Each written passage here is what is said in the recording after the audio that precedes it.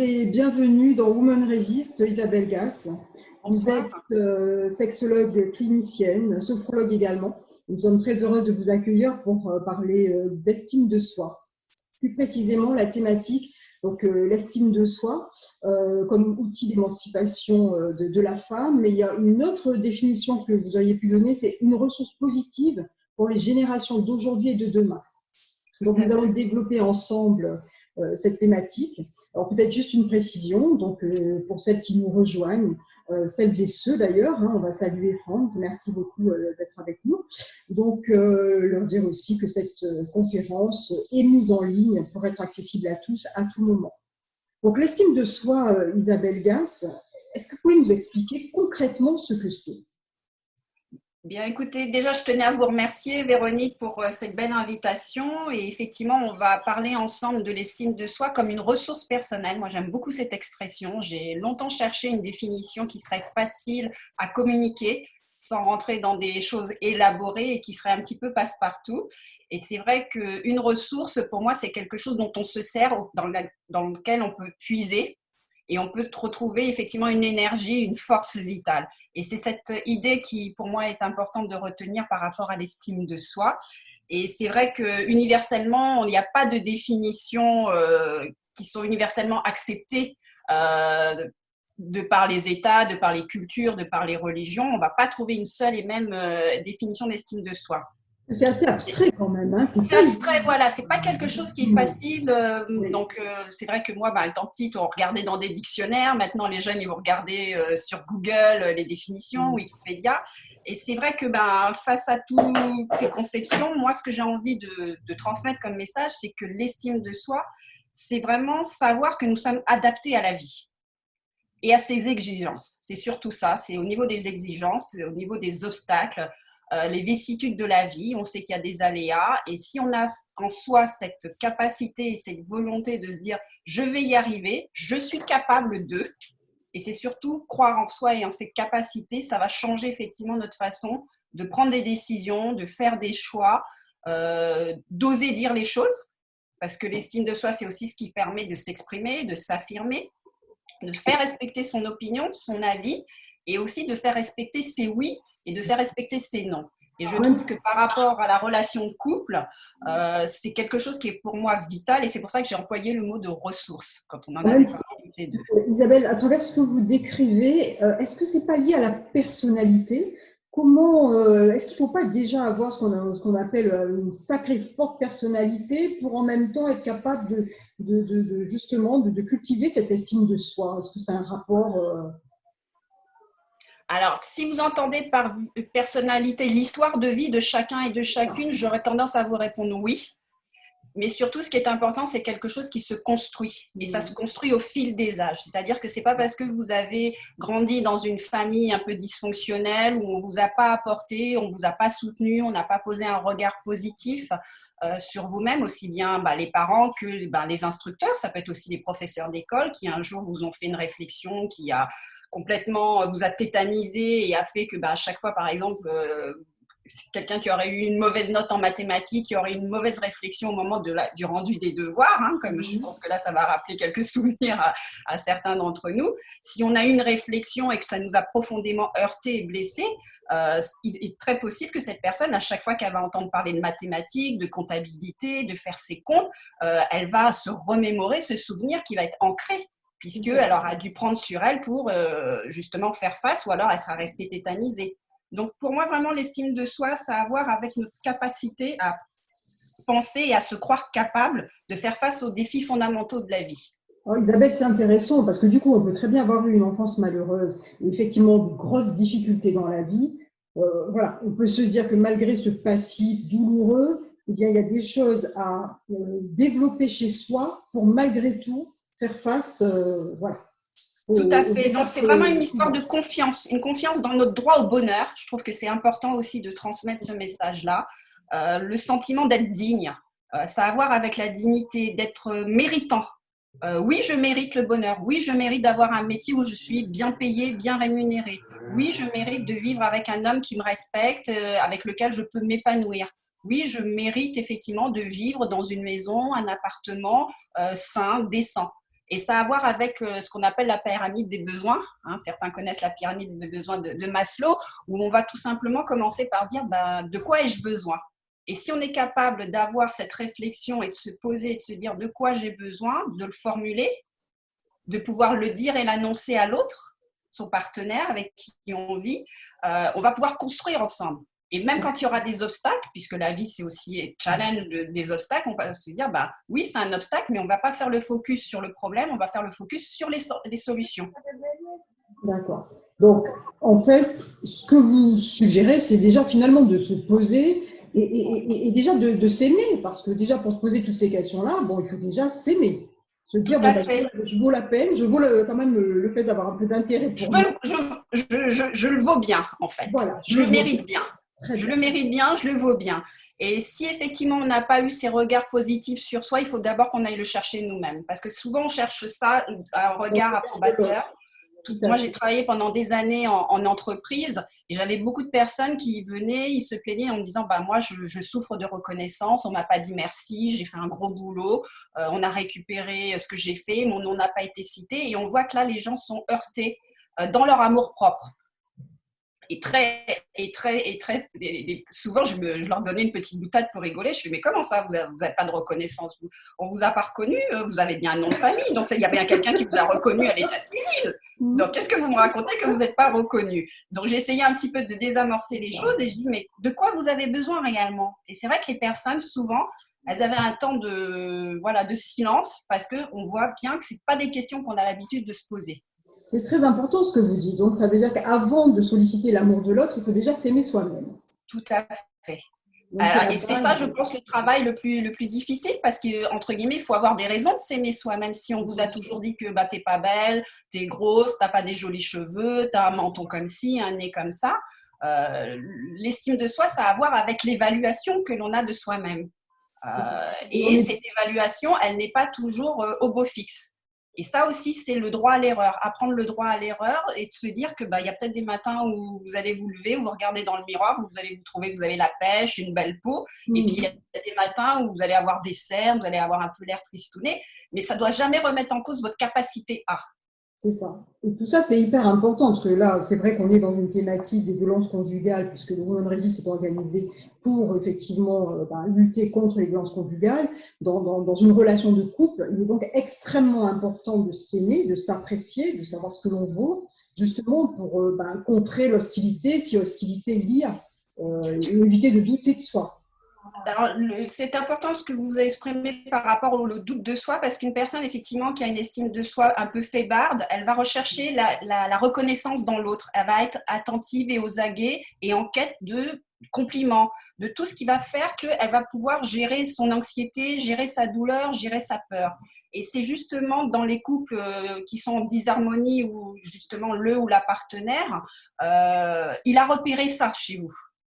Il y a une stratégie qui est mise en place pour effectivement être dépendant. Et les personnes qui sont dépendantes, c'est ça donc, finalement dont elles souffrent, c'est d'un lien toxique qui va justement les maintenir dans le fait que non, tu n'es pas assez bonne pour faire ceci, tu ne sais pas faire à manger, et toujours des choses qui sont dévalorisantes. Donc si nous, on n'a pas de l'amour pour nous-mêmes, pour se dire moi j'ai de la valeur, je vaux quelque chose, ça peut fluctuer, je ne suis pas bonne dans tout, mais je peux apprendre.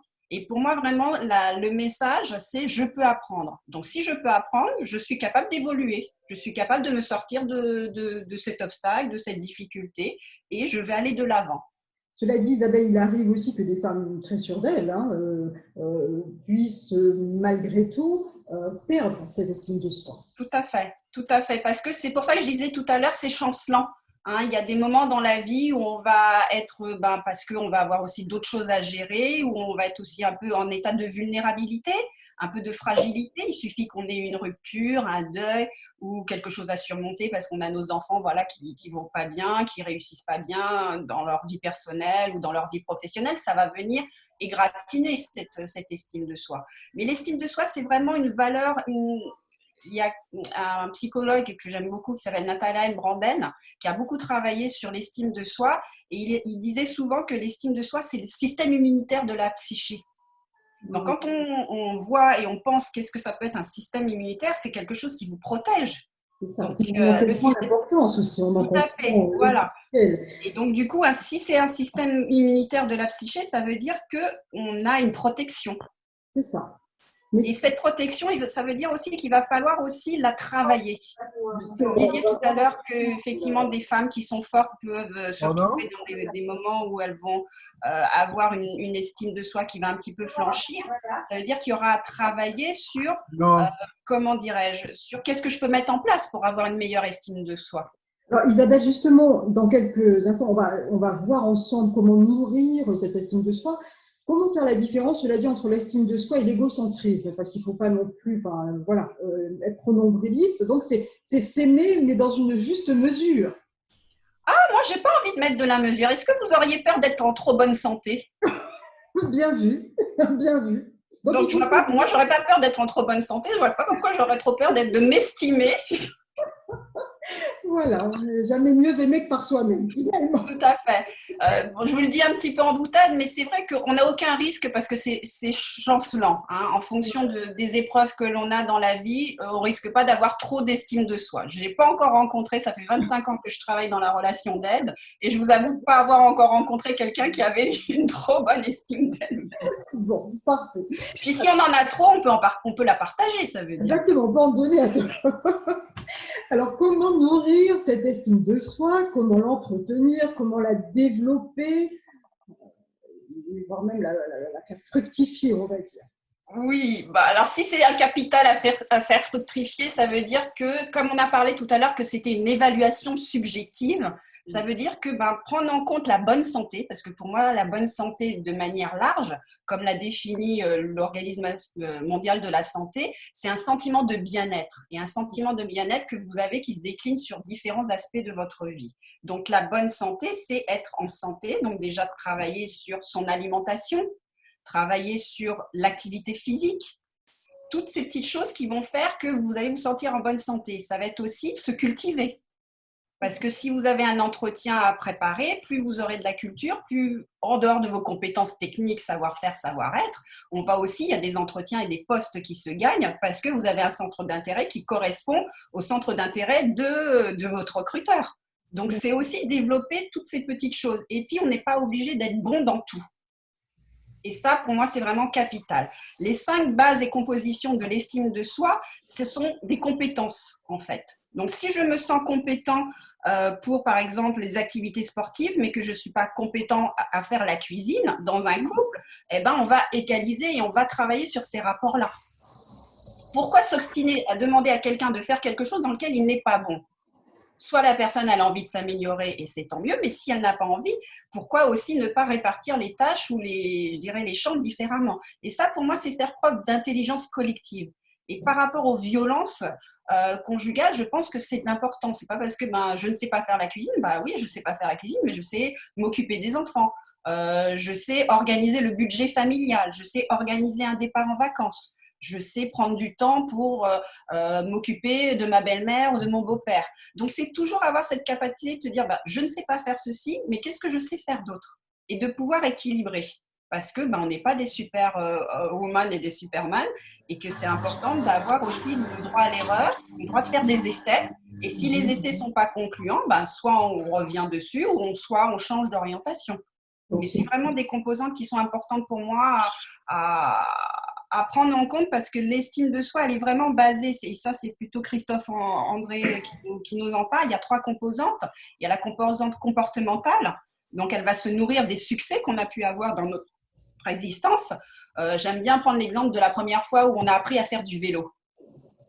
La première fois, on apprend à faire du vélo, au départ, on a les petits trous, et puis un jour, on enlève une roue, et après, on enlève la deuxième roue, et puis un jour, on se rend compte qu'on pédale toute seule. Donc ça, pour moi, c'est vraiment des expériences de vie qui nous permettent de dire, oui, à un moment dans ma vie, j'ai réussi à faire quelque chose, et donc du coup, je peux persévérer face aux obstacles. Donc ça, c'est sur la composante comportementale. Ensuite, il y a la composante cognitive. Ça va dépendre beaucoup du regard que l'on a sur soi. Et comme je vous le disais tout à l'heure, il y a des jours où on a un meilleur regard plus ou moins positif sur soi. D'accord? Et ça dépend beaucoup de nos croyances. Si je crois que je suis capable de, ça va me changer la vie. Je vais persévérer. même si on me dit tu vas pas y arriver ou c'est pas pour toi, cette voie-là, bah, Faut même pas l'écouter. C'est pas pour toi. voilà. Il faut que s'écouter soi-même, savoir ce que l'on Oui, a. voilà. Et puis à la limite, si on fait une erreur, c'est pas grave parce qu'une erreur pour moi, c'est pas indéfini, c'est un essai qui n'a pas fonctionné. Donc on essaye autre chose. C'est un apprentissage. Une erreur, c'est un Voilà. apprentissage. Hein, Nous, on a tout à essayé. fait. Mais c'est le dire, c'est une chose, mais le vivre, c'est autre chose. C'est autre chose. Et je pense que pour moi, pourquoi j'ai dit que c'est un levier pour les générations d'aujourd'hui et de demain, c'est que si on est dans cette dynamique-là, on va changer les rapports hommes-femmes. Et on sait que les violences conjugales aujourd'hui, c'est surtout des rapports de force inégalitaires. Si on devait résumer tout ce qu'on a dit depuis le début, Isabelle, et puis ça me permet de saluer tous ceux qui nous suivent, parce que nous sommes de plus en plus nombreux. Bienvenue à tous. Surtout, ne mettez pas vos micros pour pas qu'il y ait d'interférence, mais on sait que vous êtes là et on vous en remercie. Donc, nous parlons bien sûr de cette estime de soi qu'Isabelle Gass a définie dans un premier temps. Moi, si je devais résumer, donc je dirais que c'est être bienveillant avec soi-même. Bonjour. Donc, être bienveillant avec soi-même et cultiver aussi ce qu'on a de bien en soi. Se nourrir, vous disiez se nourrir, c'est le corps, bien sûr, la façon de s'alimenter, de faire du sport, prendre soin de soi. Donc, en fait, c'est prendre du temps pour soi, le temps de s'analyser, le temps de bien cerner ses envies, ses besoins, hein, de la bienveillance, en fait. Oui, de la bienveillance, mais de la bienveillance non pas de façon intellectualisée, mais de la bienveillance au quotidien. Moi, par exemple, en thérapie, sexothérapie, je demande à mes patients et mes patientes de faire un petit carnet de gratitude. Donc, tous les jours, je leur demande, avant d'aller se coucher, d'écrire ce qu'ils ont apprécié qui s'est passé dans la journée. Et c'est vrai que déjà de faire ce petit exercice, ça a l'air de rien, mais du coup, ça amène à réfléchir, bah, tiens, finalement, qu'est-ce que j'ai aimé en moi aujourd'hui ? Et déjà de faire ça, bah, ça nous oblige à faire le focus sur ce qui a été positif. Parce que si vous vous endormez avec la liste de choses négatives ben voilà, qui n'ont pas manqué de vous arriver dans la journée, ben, votre sommeil ne sera pas réparateur. Hein, c'est déjà un super conseil. Donc, un petit carnet et on note au moins une chose de bien que l'on a fait. Voilà, tout à fait. La prise et de pas une chose que les autres ont trouvé bien. Hein. On est bien d'accord. Soi-même. Bon, s'il y a un compliment qui est arrivé, c'est le bonus. Hein, on le met dans la main sur le côté. Bien sûr. Et s'il n'est pas arrivé, on se le fait soi-même. Tout à fait. Hein, on n'est jamais mieux servi que par soi-même. Exactement. C'est ce qu'on disait tout à l'heure. On est tout à fait d'accord. Donc, on a bien dit qu'il fallait nourrir cette estime de soi une fois qu'on a détecté ce que l'on a de bien en soi. Concrètement, Isabelle, comment ça se construit l'estime de soi ? On a bien dit qu'il fallait la nourrir, etc. Mais est-ce qu'on peut la consolider pour qu'elle ne puisse pas s'ébranler au premier, j'allais dire, partenaire pas sympa que l'on pourrait rencontrer ? Comment construire cette estime de soi pour que malgré une épreuve, on puisse quand même rester en harmonie avec soi-même ? Pour construire une estime de soi, il faut aller chercher dans ses souvenirs et se remémorer toutes les petites victoires qu'on a eues dans sa vie. Mais quand je dis victoire, c'est de 0 à aujourd'hui. Et pour moi, la première victoire qu'on a réussie en tant que petit homme, en tant qu'humain, c'est déjà d'apprendre à marcher. Parce que si on prend conscience de tout ce qu'il faut sur l'aspect physiologique pour passer du 4 pattes à la station debout, je peux vous assurer que si on décompose tout ça, on est des super intelligents hein, sur le plan physiologique. Comme quoi. Voilà, donc ça, en termes d'équilibre, et penser à son équilibre. C'est vrai qu'en sophrologie, on fait beaucoup d'exercices qui sont allongés, on les fait assis, mais les exercices les plus puissants pour travailler sur l'estime de soi, la renforcer, c'est quand on va s'ancrer dans son équilibre. Hein, donc, c'est vraiment quelque chose où on va prendre le temps de se poser, d'avoir un port de tête. Voilà, vous savez un petit peu cette histoire qu'il y a que la femme créole, c'est une femme qui est un peu hautaine, qui est digne. Non, non, elle n'est pas hautaine, elle a juste de l'estime d'elle-même. Tout à fait d'accord, Isabelle. Alors là, totalement en phase. Donc voilà, c'est comme ça qu'on la nourrit. Donc je marche dans la rue, ben comment je me déplace ? Est-ce que j'ai le dos voûté ? Est-ce que je suis tordue ? Voilà, non. C'est parce que quand on s'adresse à une personne et que la personne, elle est en face de vous, elle vous regarde dans les yeux et qu'elle a un port de tête, ben on lui dit quand même pas la même chose, aussi bien dans une réunion que dans son couple. Donc vous voyez, c'est pas défier l'autre, c'est juste s'installer calmement, posément dans son corps. Et c'est des choses simples. Et ça, c'est pour moi même, quand peut-être vous n'avez pas eu ça, mais quand on nous disait étant petit, redresse-toi, tiens-toi droite, Bien Je sûr. le dis un peu agressivement, un peu violemment, mais peut-être que derrière l'idée, ce qui est important de retenir, c'est que quand je suis un peu plus droite, quand je suis redressée, déjà, j'habille moins mon dos et surtout, je ne donne pas la même vision de moi à l'autre. Et même moi, au niveau de ma respiration, si je suis droite, je respire mieux. Au niveau de la façon dont l'air circule, quand je fais de la sophrologie, je demande aux gens de bien poser leurs pieds bien à plat sur le sol, d'avoir les jambes à 90 degrés, de poser leurs mains, et ça vous donne déjà une façon de vous poser, de vous calmer, Une de vous posture. concentrer. Et donc, ça donne une posture. Parce que finalement, ce qu'on se rend compte dans la communication, c'est que beaucoup de choses passent par la posture, la communication gestuelle. Ce n'est pas tant les mots, c'est ce que vous dégagez de votre personne. Et on se dit, ah bah tiens, comment ça se fait qu'un tel, il a du charisme, moi, j'ai aucun charisme. Non, déjà, on enlève ça de son vocabulaire. C'est pas moi, je n'ai pas. C'est qu'est-ce que je peux faire pour. Et donc, l'idée, comment nourrir, c'est important aussi de trouver des modèles. C'est aussi un exercice que moi, je demande assez fréquemment, mais quels sont vos modèles dans la vie? Et en fonction des modèles qu'on va choisir, on va voir que on va peut-être aller piocher. Tiens, j'aime bien la façon dont la personne elle s'habille. Tiens, j'aime bien la façon dont elle s'exprime. Et donc, du coup, on va un petit peu se modéliser et en piochant à droite, à gauche, finalement, on va trouver aussi, je dirais pas son avatar, mais la façon dont on a envie aussi de se montrer à l'autre et se montrer au monde. Tout à fait. Donc, s'identifier pour autant sans copier. C'est-à-dire qu'en même temps, on Voilà, dit sa propre c'est pour ça que je personnalité. dis piocher Oui, un petit tout à peu fait. à droite, à gauche, ce qui nous paraît positif et piocher ce qui nous paraît valorisant. D'accord. Avec ce filtre de ne pas non plus être dans le tout par rapport à l'image. Parce que souvent, C'est dans ça. l'estime de soi, on a tendance à confondre avec l'image de soi. Mhm. Hein, il ne faut pas que ça devienne quelque chose qui vous enferme aussi. Hein. Quand je parle de ça, je fais référence beaucoup à, notamment, pour revenir dans le débat des violences, je dirais, conjugales, par rapport à cette hypersexualisation de la société avec une image de la femme objet, de la femme qui subit ou qui domine. Et c'est vrai qu'il faut aussi pouvoir avoir cette distance, cette juste distance par rapport aux images aussi qu'on nous fait absorber, consommer comme étant du prêt-à-porter. Bon, on peut s'habiller sexy si on a envie de s'habiller sexy, mais on ne doit pas s'habiller sexy parce qu'on vous oblige à ou qu'on estime que pour être belle, il faut être sexy. Si ce n'est pas son créneau, il ne faut pas s'obliger à. D'accord. Donc, déjà, faire ce que l'on a envie de faire. Tout à fait. Et si vous avez envie d'être effectivement en jogging, on peut être sexy en jogging. Peut-être pas tous les jours. Et pourquoi pas? Et pourquoi pas? Quoique. Imaginez que vous êtes une entrepreneur et que vous avez une gamme et une chaîne de jogging. Vous allez bien Ah porter ben, votre on est jogging tous les d'accord. jours parce que vous serez votre propre ambassadrice. On est d'accord. Alors, Isabelle, on se le disait quand même, cette estime de soi, on a beau la nourrir, la cultiver, la faire fructifier, elle reste chancelante quand même. Oui, Ça reste effectivement. fragile parce qu'il suffit d'un événement de la vie, d'une épreuve. Justement, on en parlait des violences conjugales. C'est pas évident, donc comment on peut la stimuler? Comme je disais, quel ciment on peut mettre pour, Alors, les ciments qu'on peut mettre, effectivement, c'est déjà de s'entourer de personnes qui vont avoir aussi une bonne estime d'eux-mêmes.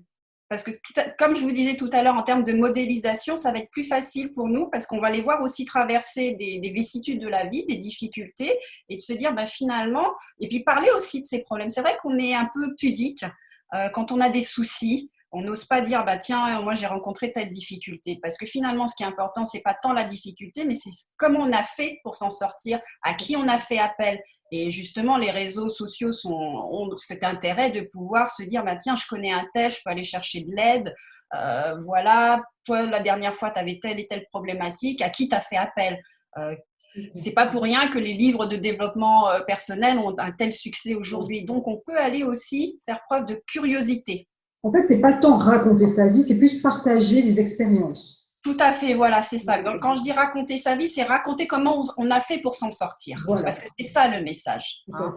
C'est pas raconter pour qu'on se plaigne. Avec nous. C'est dire, tiens, effectivement, c'était pas évident pour moi, j'ai passé tel entretien, quand même, le niveau, il était select, ou tout simplement, voilà, avec mon fils, c'était difficile, la communication, et voilà comment j'ai fait. Et partager justement ses réussites. Un autre exercice qui est intéressant, c'est de lister ses réussites. Très bien. Donc, on le disait, le petit carnet en permanence. Une question, Isabelle, vous avez dit quelque chose d'important tout à l'heure, l'importance de bien s'entourer. Alors, est-ce qu'il y a des personnes à fuir si on veut justement pouvoir garder intacte son estime de soi? Tout à fait. Et pour ça, il faut se faire confiance. Quand vous êtes en relation, vous allez dans une soirée ou en famille, il y a des personnes avec qui vous vous sentez bien. Et puis, il y a des personnes qui vous ont pompé votre énergie, que vous êtes tout rabrouillé. Ben, ça, c'est un signe. Si vous avez envie de revoir la personne, si vous vous sentez bien avec elle, il faut effectivement pouvoir passer plus de temps avec ces personnes-là. Parce qu'on ne peut pas changer l'autre. Par contre, nous, on peut faire le choix des personnes qu'on fréquente. Donc déjà, la personne qui vous pompe votre énergie, à tuer. Qui vous vampirise. Moi, j'appelle ça les personnes toxiques, mais ça, c'est un peu, je dirais, le vocabulaire des thérapeutes. Mais il y a des personnes, en fait, vous vous sentez épanoui, vous vous sentez plein d'énergie quand vous êtes avec elles, en leur présence. Et puis, il y a des personnes, donc ça veut dire que dans l'estime de soi, c'est important de s'écouter. Et c'est peut-être ça, quand on dit qu'elle est un peu faible, elle est un peu chancelante, c'est qu'on oublie de s'écouter. Parce qu'on a une intuition. Comment ? Oui, c'est ça, faire confiance à son instinct, à son intuition. Oui, tout à fait. Moi, j'ai pas peur de parler d'intuition, même si c'est empirique et c'est pas académique, c'est pas scientifique. On a ça. L'instinct, c'est quand même ce qui nous a permis en 2020 d'être encore sur Terre. Pour moi, l'estime de soi, c'est vraiment un instinct de survie. Et c'est ça qu'il faut écouter. Donc, ne pas pouvoir sentir quelqu'un, ça a du sens. Tout à fait. Allez, oui, tout à fait. Hein, quand on ne sent pas la personne, on ne se sent pas bien avec cette personne-là, sans aller chercher la cause d'origine, eh ben, il y a peut-être quelque chose qu'il faut écouter. C'est-à-dire prendre sa distance, ou en tout cas, en ce moment, ce n'est pas la personne dont j'ai besoin. Parce que ça peut être ça aussi. Ce n'est pas une personne, là, je dirais, éradiquée complètement de son carnet d'adresses. Mais par rapport à ce dont j'ai besoin aujourd'hui, c'est peut-être pas la personne qu'il faut que je côtoie au quotidien. Et ça, c'est important. Ce qui est intéressant, justement, c'est ce travail qui peut se faire en fait très tôt, hein, je dirais même chez les enfants. Hein, Bien sûr. De leur estime, de l'estime d'eux-mêmes et de les aider à la développer parce que finalement, c'est une arme, l'estime de soi. On se rend compte que dans une situation difficile, le fait de bien se connaître et de savoir ce que l'on veut, ce qu'on ne veut pas, ça peut aider considérablement. Tout à fait, et ça peut surtout aider à faire des choix. Je regardais un petit peu pour préparer l'émission, un petit peu les statistiques, et il y avait une statistique qui m'a vraiment interpellée, à savoir, enfin c'est une statistique qui vient de l'UNESCO, à savoir que au niveau de la scolarité des femmes, des filles, on sait que chaque année supplémentaire de scolarité, ça augmente de 4% le produit intérieur brut d'une société, d'un pays. Donc ça veut dire qu'en dehors de l'estime de soi, et tout à l'heure vous me parliez de narcissisme, il y a un réel enjeu sociétal et politique. Parce qu'une jeune femme ou une femme qui fera plus d'études, elle va choisir plus forcément les métiers qui l'intéressent. Elle va s'ouvrir à des professions ou des champs d'activité qu'elle n'aurait pas pensé si elle avait une mauvaise estime d'elle-même. Et puis surtout, elle va croire en elle. Elle va croire en sa capacité. Donc, ce n'est pas pour rien qu'aujourd'hui, vous avez des jeunes femmes qui sont pilotes d'avion et elles n'ont que 23, 24 ans. Donc, c'est quand même des choses. Et quand je parlais de modèle tout à l'heure, c'est à ça que je voulais faire référence. Très bien. En tout cas, cette estime de soi, on peut la développer. Il y a des choses très pragmatiques et très pratiques, Isabelle, pour y travailler, en fait. Oui, un autre exemple, c'est j'aime bien travailler avec cet exercice. Donc, il y a avec vous, avec nous ce soir, des personnes qui ont assisté à mes ateliers à Pinay. J'aime bien travailler avec la matrice du changement. Parce que ce qu'il ne faut pas oublier avec l'estime de soi quand on a les changements, c'est qu'il faut aussi s'accrocher au changement et ne pas avoir peur de changer. Et souvent, ce qui fait qu'on a une estime de soi un peu faiblarde, c'est cette résistance au changement, cette peur qu'on a d'aller vers l'inconnu, ce qui est tout à fait humain et normal. Hein. Donc, c'est vrai que dans cette matrice, il y a 4 questions à se poser. La première, c'est qu'est-ce que je gagne si je ne change pas? Donc, si je reste en mode statu quo, je ne bouge rien. La deuxième, qu'est-ce que je gagne si je change? Donc là, on voit les gains et les pertes, l'histoire des bénéfices. La troisième, qu'est-ce que je perds si je change? Et la quatrième, qu'est-ce que je perds si je ne change pas? On va répéter les 4 questions parce qu'elles sont essentielles. Qu'est-ce que je gagne? Qu'est-ce que je gagne si je change? Si je ne change pas. Je vous laisse faire. Allez-y, les 4 questions. Qu'est-ce que je gagne si je ne change pas? Okay. Donc, je reste tel quel, en mode statu quo. Qu'est-ce que je gagne si je change? Okay. Qu'est-ce que je perds si je change? Qu'est-ce que je perds si je ne change pas? Et donc, en fonction des réponses à ces 4 questions, on fait un bilan et du coup, on va voir se dégager nos forces d'inertie ou nos forces de changement. Et je pense que ces 4 questions, avant de prendre une décision, est-ce que je reste ou pas avec ce partenaire? Est-ce qu'il me convient ou pas? Est-ce que ce travail me convient ou pas? C'est vrai, je suis bien payée, mais finalement, je vois plus mes enfants, je vois plus mon mari, j'ai pas de week-end à moi. Est-ce que, à l'heure où je suis aujourd'hui dans ma vie de femme, est-ce que c'est ça dont j'ai besoin? Donc voilà, on va se poser ces 4 questions, et ces 4 questions, elles vont permettre de faire des choix éclairés. Et à la limite, si on s'est trompé, eh ben, ce sera juste qu'à ce moment-là, c'était la décision qu'il nous fallait pour nous.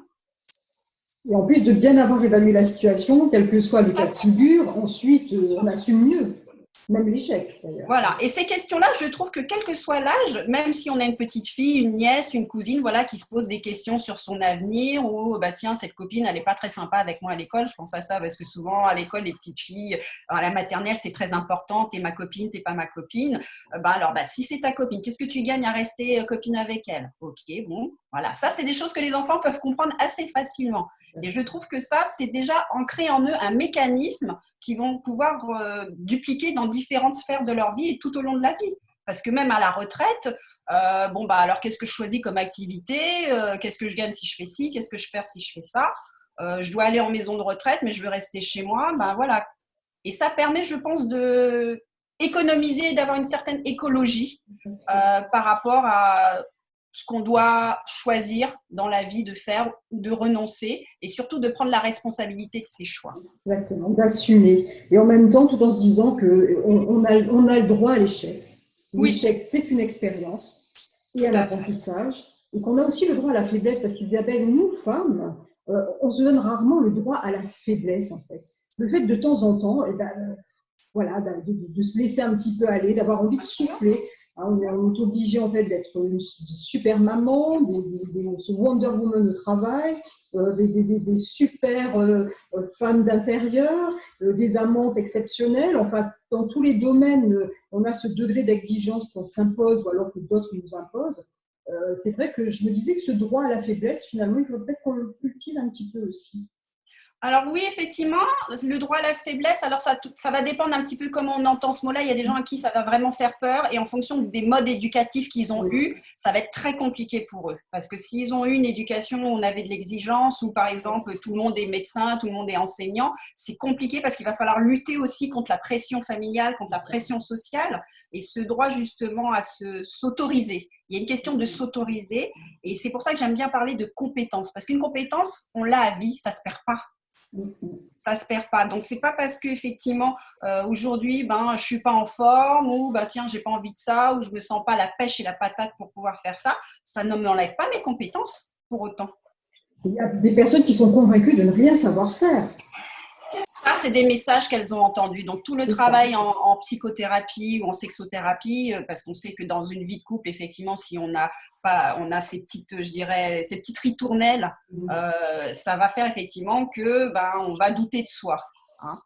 Donc, c'est pour ça que identifier ses compétences, qu'est-ce que je sais faire, de quoi j'ai besoin, en quoi dans mon existence j'ai eu des réussites, ça va permettre de rééquilibrer ça. Et surtout, quand on a une baisse de morale, parce que c'est aussi normal d'avoir une baisse de morale, c'est aussi normal de douter de soi. Mais quand on va faire le rétroplanning, on va se dire, tiens, dans ma vie, j'ai réussi à faire ça, j'ai réussi à faire ci. Et justement, en sophrologie, on a des très puissants exercices qui nous permettent justement, en état de rêve éveillé, dirigé, d'aller justement se remémorer, de se connecter à toutes les sensations.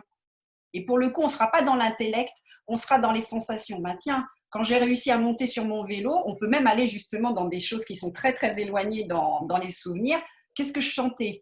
Et les personnes arrivent à visualiser qu'ils avaient le sourire, qu'ils sentaient la chaleur, qu'ils sentaient le vent, et d'aller se reconnecter à toutes ces sensations. Finalement, on n'est plus dans les ritournelles, je ne vais pas y arriver, je ne sais pas faire, je suis nulle et de toute façon, je suis bonne à rien. Ça, je dirais, ça part complètement. Là, on passe presque du cérébral au ressenti, en fait. On passe tout à fait, voilà.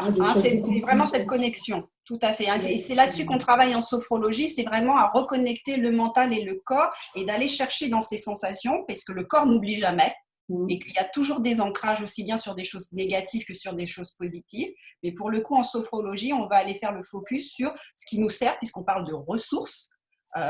Quelle est ma ressource, de quoi j'avais besoin et qu'est-ce que je suis allée chercher la dernière fois où j'ai réussi à faire telle et telle chose. Très C'est bien. ce que les sportifs font en préparation mentale. Quand ils visualisent, je dirais, qu'ils se visualisent en franchissant la ligne d'arrivée, ils se connectent à leurs sensations, à tout ce qu'ils vont ressentir.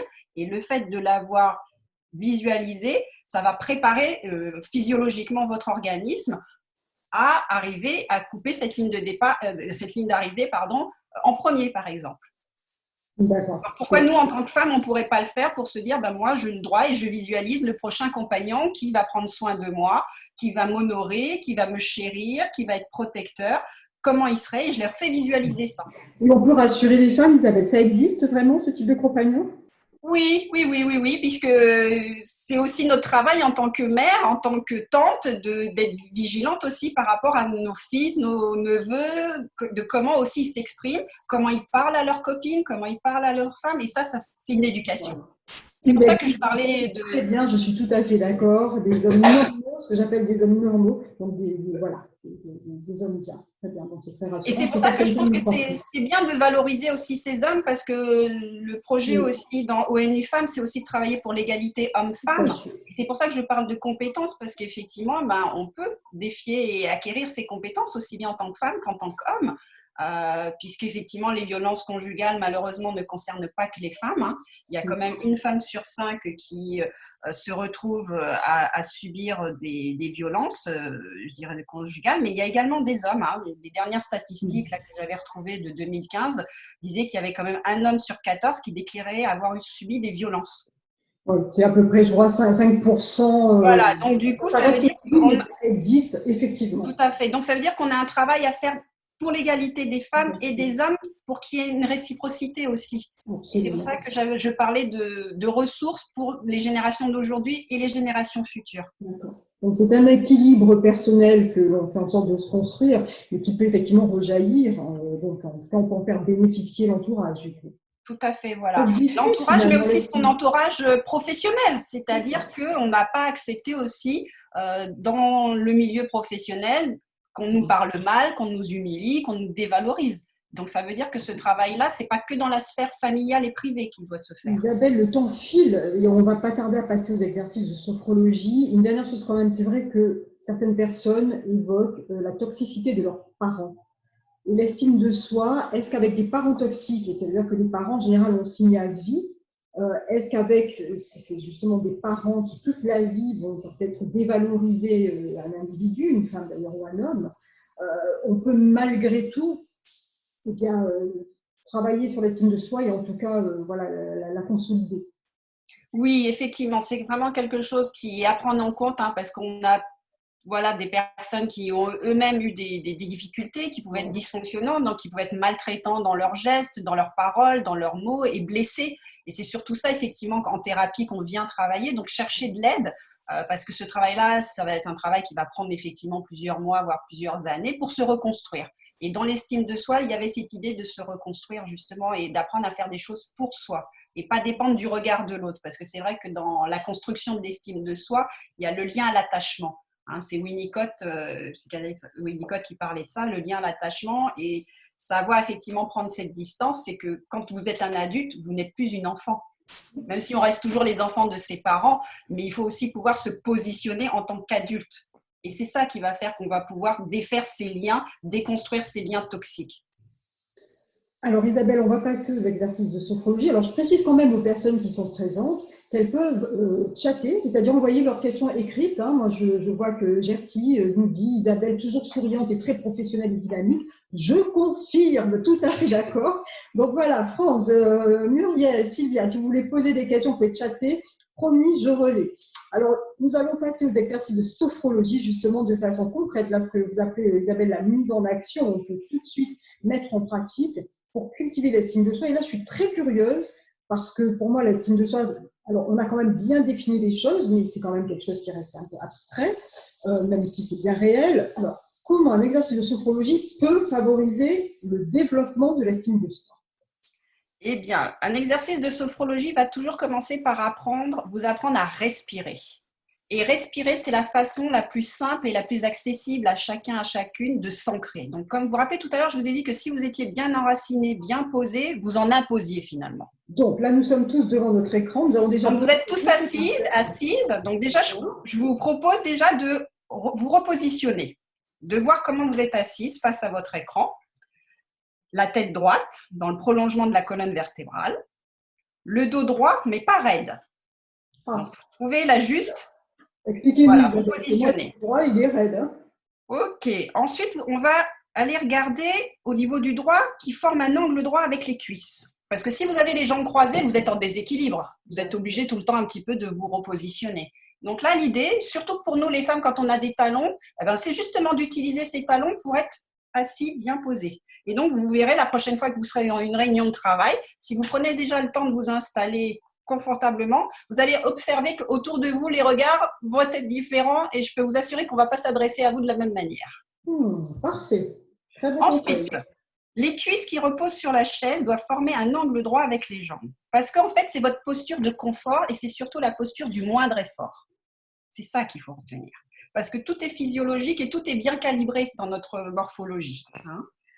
Ensuite, les jambes vont être légèrement écartées pour former un angle droit. Donc, on bannit les jambes croisées. OK ? Légèrement écartées. Et surtout, il faut que les pieds reposent sur le sol. Donc, les deux. Parce que là encore, on est dans la stabilisation. Et effectivement, dans cette posture, on va après vérifier au niveau des ischions, comment on est positionné au niveau du bassin. Parce que souvent, on a mal au dos, on a mal au rein, parce qu'on est trop penché en avant, trop penché en arrière. Donc, il va falloir trouver par rapport à son équilibre sa juste place. Et vous verrez que vous pourrez tenir 1 heure comme ça sans avoir besoin de gigoter. Et c'est ça qui va faire que vous… On reste Voilà, plus, vous pouvez tenir. ça, hein. Tout à fait, voilà. Et cette façon-là de s'asseoir, vous allez voir que au niveau des épaules, elles viennent largement se poser. Parce que souvent, quand on a mal, c'est qu'on est les épaules trop hautes ou trop basses. Et donc, du coup, on va être bien positionné. Et là, déjà, simplement en restant comme ça, observez votre respiration.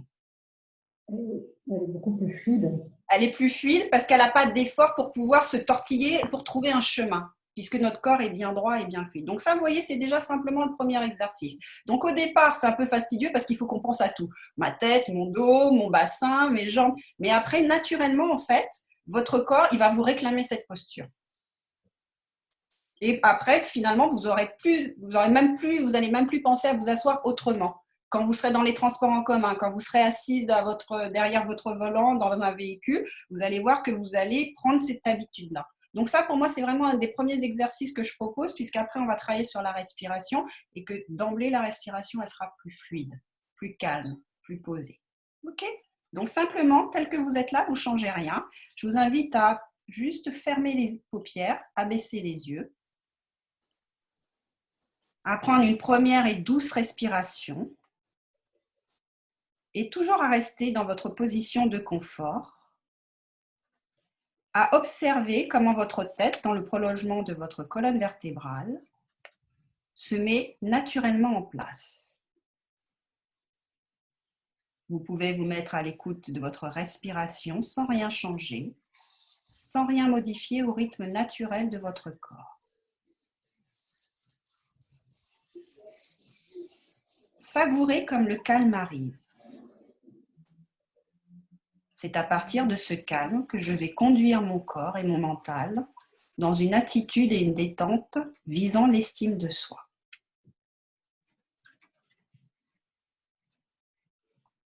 Sensation au niveau du front qui se détend. Sensation au niveau des paupières qui se détendent. Des joues. Et je laisse ainsi les muscles autour de ma bouche se détendre. Mes dents se desserrent, calmes et posées.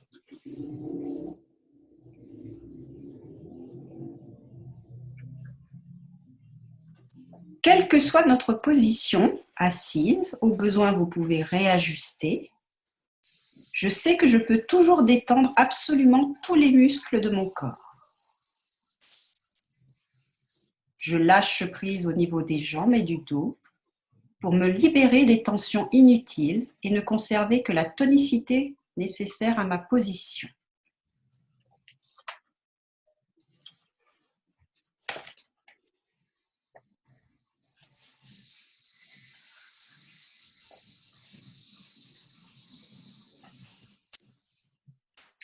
Lorsque vous êtes parfaitement détendu, vous laissez venir à vous le souvenir d'une action que vous avez particulièrement bien réussie.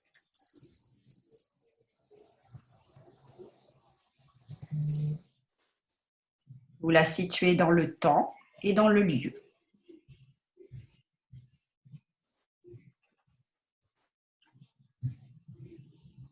Vous pouvez visualiser l'événement comme dans un film ou une pièce de théâtre que vous revoyez ou revivez avec plaisir.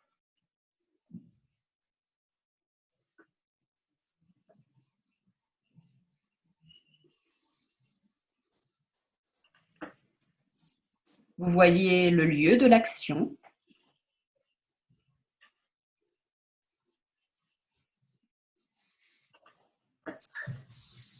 Vous observez les personnes. Et vous focalisez votre regard et votre attention sur les personnes bienveillantes.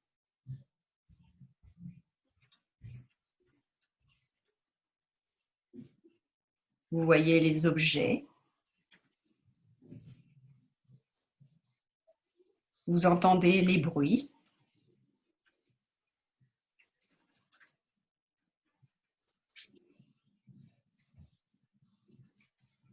Et peut-être même pouvez-vous retrouver les parfums.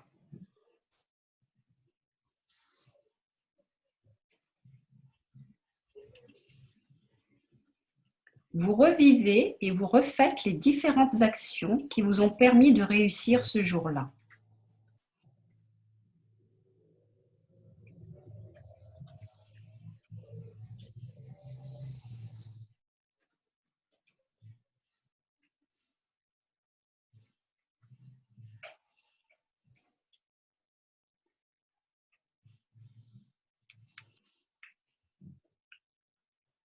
Et vous revivez pleinement les sentiments, les sensations que vous avez éprouvées à ce moment-là.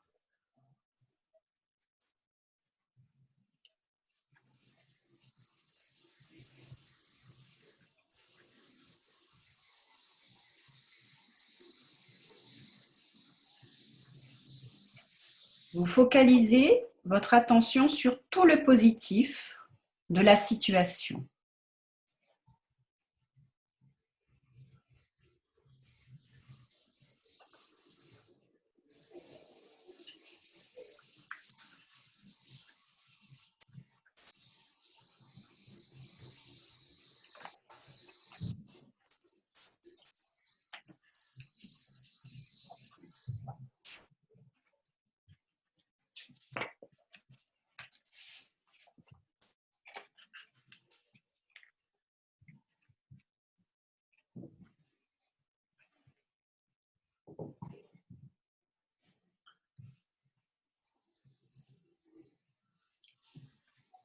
À présent, je vous invite à prendre une inspire, vous vous ressourcez avec tout le positif et à l'expire, vous soufflez le négatif.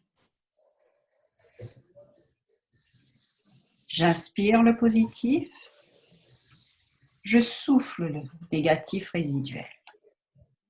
Une troisième et dernière fois, à votre rythme, je vous laisse faire.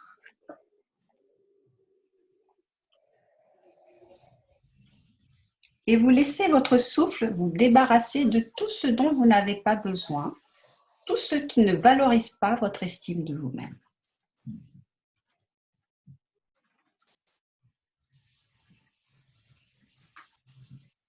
Votre respiration est maintenant abdominale.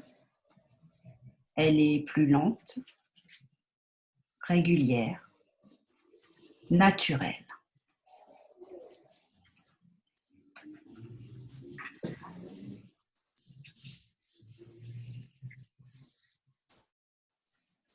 La sérénité et l'estime de soi envahit tout votre corps, chacune de vos cellules.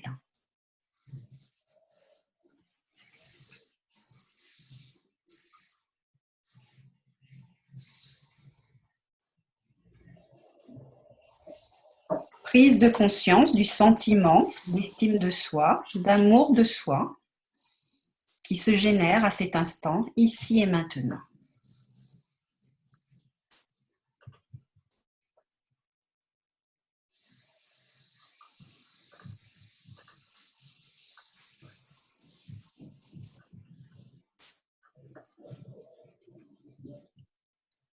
Avant de faire la reprise et de remettre en activité l'ensemble de son corps, je prends une fois encore conscience des sensations, des émotions qui m'apportent de la bienveillance envers moi-même. Et rapidement, je perçois mon visage détendu. Je prends en compte les sensations très particulières dans les bras et les mains.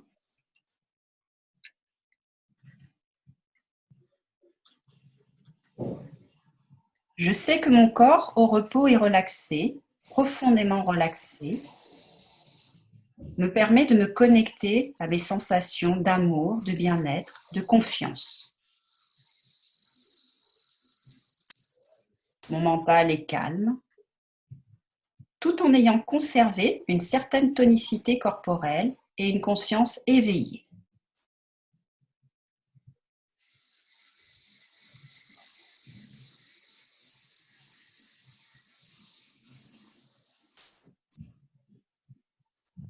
Il est temps maintenant de reprendre le fil de la journée. Et pour cela, je vous propose de dynamiser tout votre corps par une inspiration profonde. Au besoin, vous pouvez vous étirer, bâiller si le besoin vous en fait ressentir. Et surtout de garder cette belle énergie en vous. Au besoin, vous pouvez souffler pour expirer. Expulser tout le mal, ça c'est très bien vu. Vous pouvez remettre en mouvement les pieds, les bras, les jambes, remuer les mains. Et en ouvrant les yeux, vous gardez en tête et en mémoire les sensations de bien-être. En tout cas, sur la respiration, Isabelle, le fait d'inspirer le bon et d'expirer le mauvais, ça c'est très bien vu. Alors par contre, personnellement, j'ai eu un peu de mal en fait à visualiser l'événement que je trouve totalement positif, voyez, parce que j'ai toujours le sentiment de ne pas avoir suffisamment bien fait. Comment on peut se guérir de ça? Parce que c'est épuisant en fait. L'entraînement, un sportif, vous avez déjà vu des sportifs qui gagnent une médaille et qui montent sur le podium en ayant fait une séance d'entraînement? D'accord, le message est bien passé. Je m'entraîne tout le temps depuis le début de ma vie jusqu'à présent. Bon, en tout cas, merci, c'était vraiment formidable.